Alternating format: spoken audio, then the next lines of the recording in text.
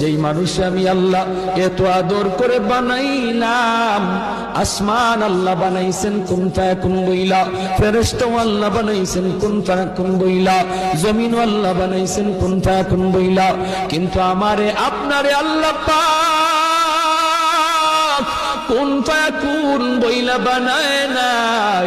আমাকে আপনাকে যখন আল্লাহ বানাইছে, খালাকতু বিয়াদাইয়া, আল্লাহ বলে আমি আমার নিজের হাত দিয়া বান্দা বান্দিরে বানাইছি। কারণ এই চেহারার মধ্যে এত দামি কপাল, ওই কপাল দিয়া বান্দা আমার কুদরতি কদমে সাজদা দিবে। এই কপালটার এত দাম, এই কপাল কুন ফায়াকুন বললে হয় না, এই কপাল ফেরেশতাদের হাতে বানাইলেও হয় না, আমি আল্লাহ নিজের হাতে বানাইছি। আল্লাহ পাক কই আমি আল্লাহ দেখি জমিনে কেমন অন্যায় হয়, অত্যাচার কেমন জুলুম হয়।